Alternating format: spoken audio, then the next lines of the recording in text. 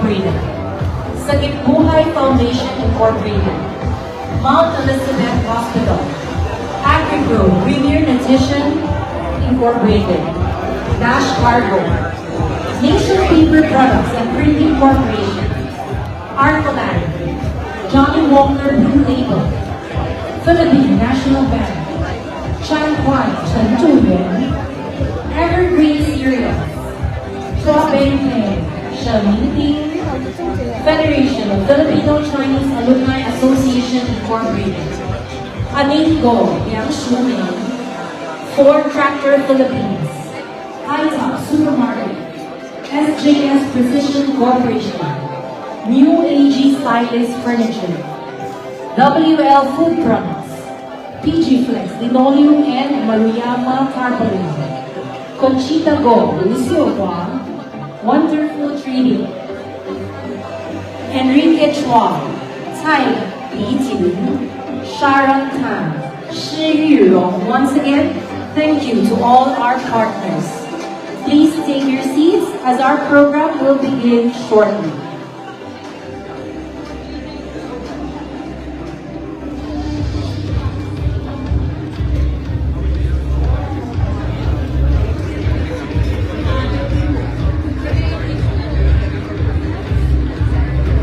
Hi sa lahat ng bumubuo at miyembro ng God First Vloggers. Maraming salamat sa inyo sa patuloy niyong pagsuporta sa akin. Huwag kayong mag-alala. Ingat! God First! Pakilala sa inyong lahat na narito. I hope I can pronounce it right. One An. Good evening to our friend and very supportive of the community information tribe, laging active sa downtown, sa lahat ng events. Ang ating paboritong Chinoy TV, palakpakan natin ang Chinoy TV.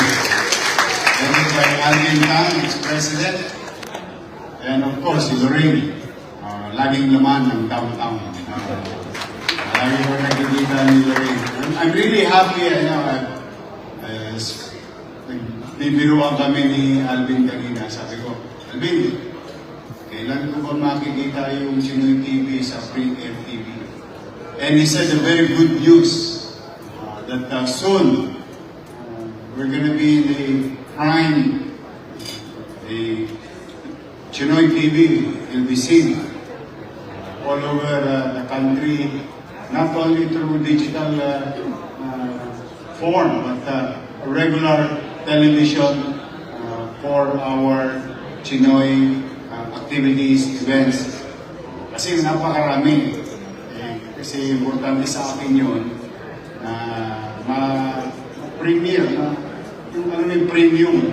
Because to our guests who came from Hong Kong, ni Hao, Malaysia, Bulacan, and Tondo, taga Masangkay, itong ating mga global beautiful talents representing our Mr. and Miss Global Chinatown.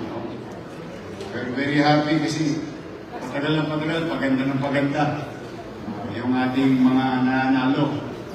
But going back, I just wanted you to know, especially to the foreign guests, that Manila is very close to our Chinoy. Because if you go back to history and your roots, Manila is a place, is the place where your forefathers, the first generation of our settlers, our Chinese ancestors, created a community, live, strive, and most of them, if not all, successful. That's why I don't know how many generations you are now, but most of you, merong roots sa Manila. The oldest Chinatown and the biggest Chinatown in the world. the Manila Chinatown. Kaya gusto ko talaga na ito ay maipalapit through this video, and I wish you all the best, Alvin, na sana maging successful ang inyong bagong venture sa Chinoy TV. At siyempre, yung sa ating sponsor na malapit sa amin nung araw, yung shrimp stick, Oishi. Kaya, nung araw, bata kami, nung dekada 80, marami namang batang 80s sticker, nakakala rin. Pagkakatira ka ng 25 centimos na plastic na Oishi, sa amin, hayahay na. You feel good about being a kid, having Oishi, yung shrimp stick, aba yun. Kaya maraming salamat to Oishi, palakpakan natin ang ating sponsor. I'd like to make mention of our partners in the City of Manila, FFCCCII, our Vice President, and the group, Anthony Chan. To Samuel Lloyd, President of CBFCI, Sam, thank you and your group. And our representative to downtown, Tony, second generation pa. Si Tony, second generation yan. Yung mga anak niya, third generation na. But they continue to stay in Manila. And I'm happy that Charles and the siblings, alam niyo ba, kasagsagan ng pandemya, I'm really proud of Tony because of what his son did to their business. Ang kasagsagan ng pandemya, siblings and the children of Tony created an idea wherein ngayon ako nakakita hardware na franchise. See? Just imagine, it's a wild thing.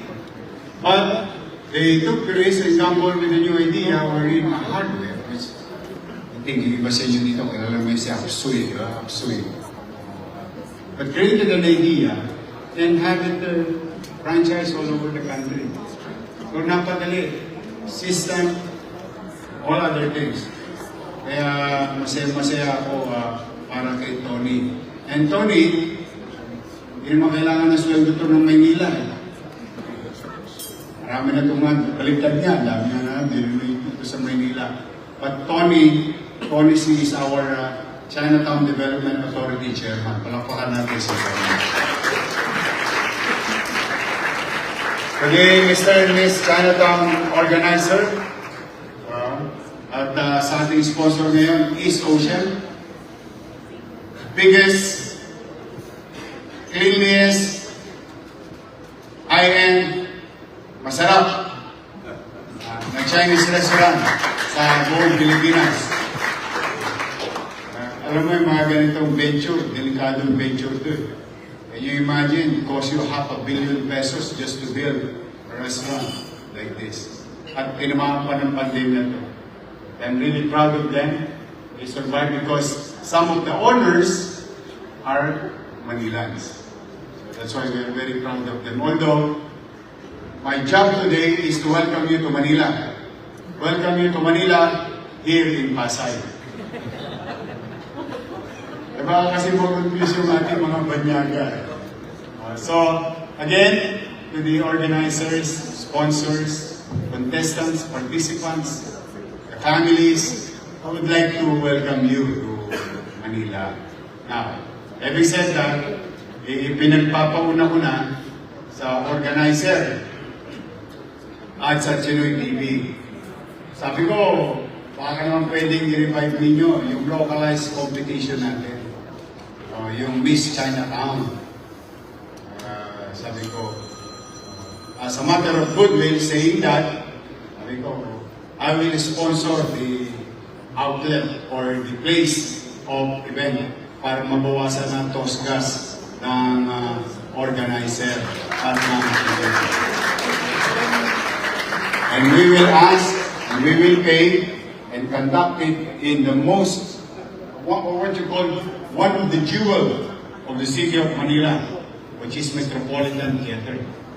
I want you to participate there in our cultural, enriching our cultural activities, arts and culture, and showcase the beauty of Chinoy and Chinay in our country. Hindi lang pang Maynila, imbitahan yan. Marami tayong mga kababayang Chinoy, mga kaanak natin sa Zamboanga, sa Iloilo, Bacolod, Pangasinan. They're everywhere, in Bicol, Quezon, especially Quezon, kasi one of the heroes, if I mention it, kalimutan ko lang yung pangalan eh. Tanggol din sa atin yun. Pero pure-blooded Chinese yun. It's a general from China. And also, on Ping Street, it's not just a street. He was immortalized because he helped our Filipino revolutionary during the time of the Spanish. Where Filipinos are fighting for independence. There is this guy, Chinese guy, but more Filipino in his blood and heart. That's why he was named, the street was named after him. Statue given to him, Mr. Ongbi. Yun lagi ko yung kinukwento para sa aral ng mga bata. So that yung mga naituro sa amin ng araw, ng mga bata kami, yung prejudice, mabura. Because at the end of the day, maliit lang itong bansa natin. At the end of the day, tayo-tayo rin na makikita sa finance. And I believe that Chinoy TV, for that matter, has a big responsibility bridging communities and sharing information among each other so that the younger kids nowadays, mabura yung mga hindi magagandang prejudicial commentaries. Isa lang tayo, lahat tayo, Pilipino. Iba-iba lang kayo, Malaysia. Meron tayo Malaysia. We have also Malays, Borneans, and so on and so forth. But one thing is for sure, tonight, we are united because of these activities. So that's why, again, your city government as a host of the oldest and biggest Chinatown in the world is happy to welcome you and happy to support you in our own little way. Please continue to do so and rest assured that your city government of Manila will continue such initiative for our community, for our city, and for our country. Again, congratulations to each and every one of you. Magandang gabi at pagpalain nawa kayo ng buong may kapal. Manila, God first. Thank you. May bayad ba subscription? Wala, di ba? Click the button, subscribe, then click all.